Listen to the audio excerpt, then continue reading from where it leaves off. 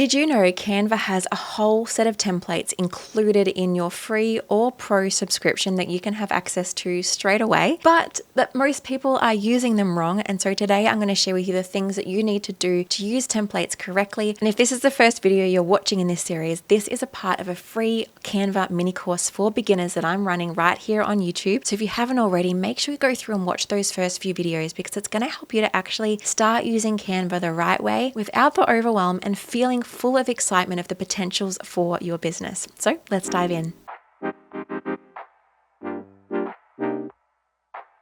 So hello, if we have not met yet, my name is Jackie and I am a graphic designer who helps everyday business owners DIY their own professional branding and graphics right inside programs like Canva. I have incredible courses that help you do that, but right now you're inside a free mini course I'm running right here on YouTube, and I'm going to show you today how you can use templates really well. And then make sure you stay tuned for the next video in this series because I'm going to show you how to export. This means how to save and download your designs from Canva so you can use them in all of their final beautiful places. So if you have Canva, you're going to want to head to templates. Over here on the top left hand side is a whole collection of templates.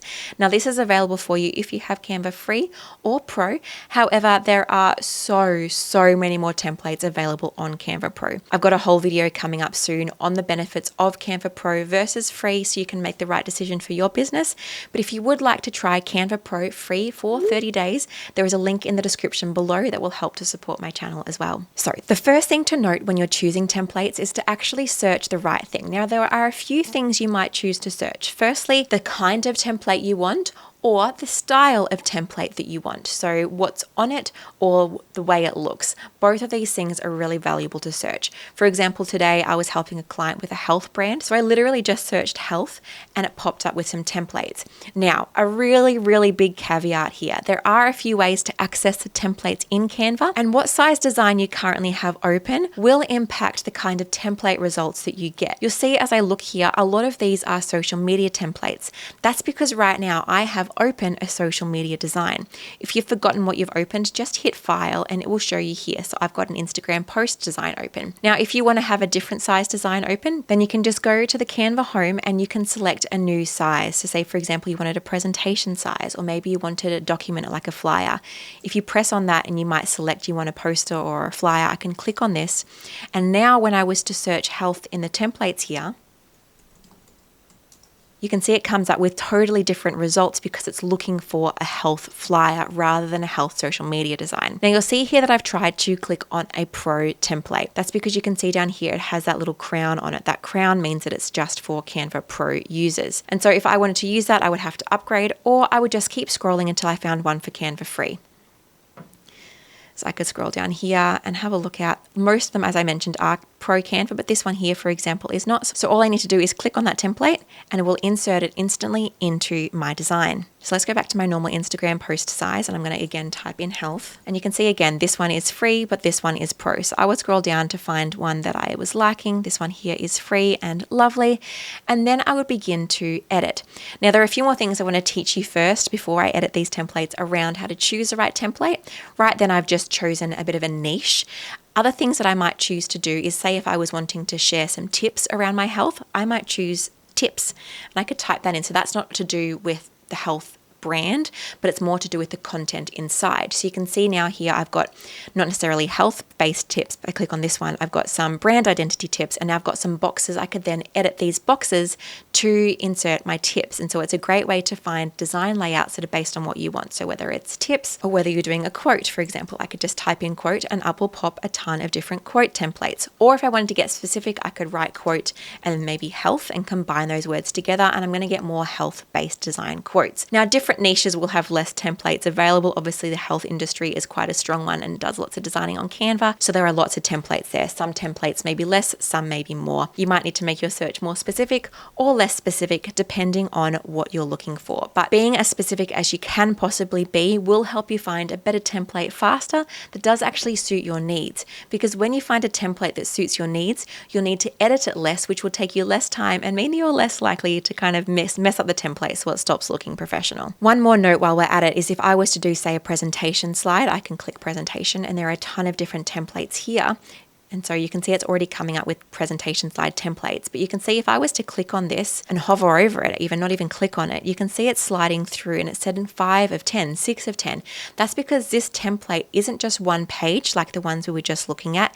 It's actually 10 pages. And I might choose to insert all 10 pages by pressing apply all 10 pages. And it's going to insert 10 pages into my design. Or I can just choose and pick one page from that template. So say I was like, I know I really need to share some stats in my presentation today.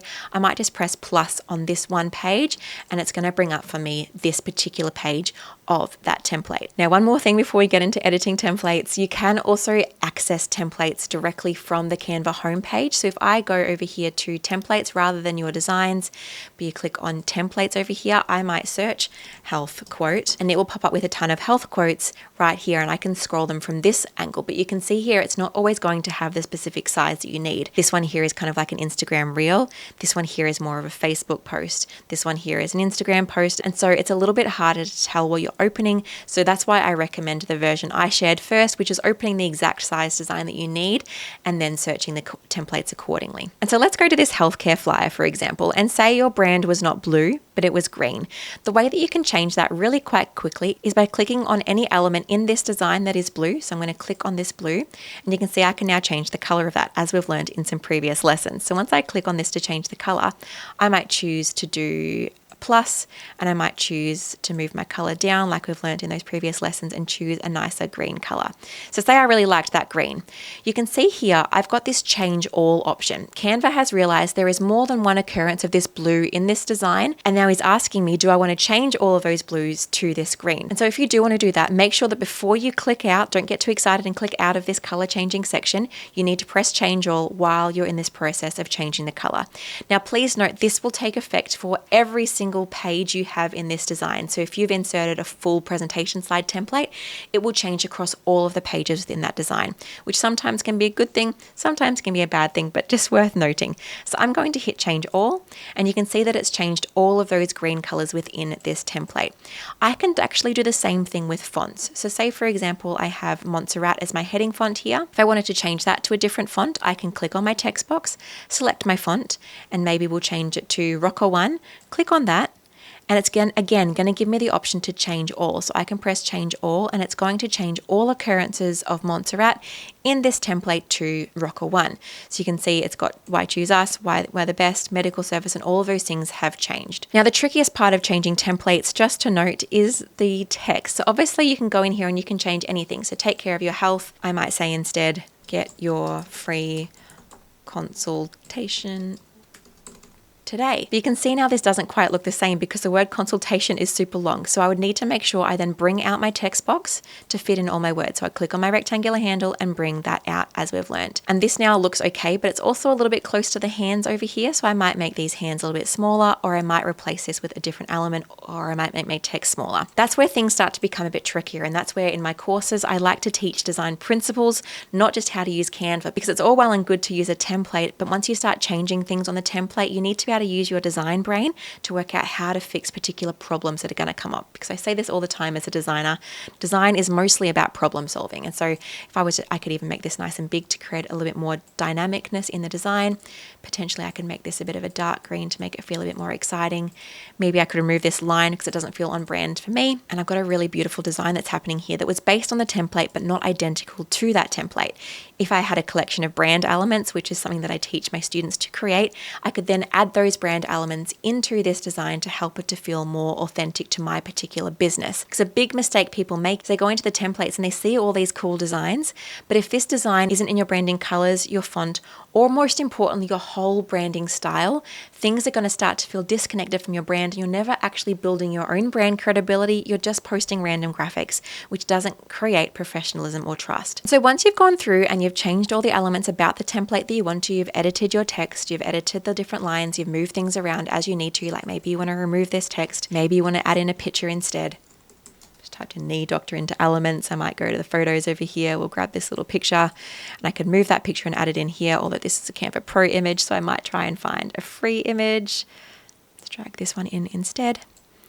And you can see how you can kind of rearrange and change things to suit what you need for your particular business or your particular content needs. And then say, for example, this is a flyer I wanted to put out every other week. I can actually save this. I might choose to have this template, and I might choose to view it as pages and thumbnails, and I might choose to duplicate this page for my design I might make next week. Maybe next week I'm talking about a different point, or I could do the same thing with my social media templates. Maybe one week I'm writing a quote about something else. I would then duplicate that design and make the next page. And then what you can do, which I'll teach you in the next video, is how to export those pages one at a time or in the right format for whatever you're doing. But if you do have Canva Pro, I did want to mention you can also save things as brand templates. So if you're using something really frequently, I can hit share here, and inside here, if I had Canva Pro, there would be an option for me to save something as a brand template, which means that if I was to click on my brand kit, there would be a whole set of templates that I had already edited to match my brand that I can then use over and over and over again, which is a very strategic way of working smarter and not harder. But if you don't have Canva Pro, you can just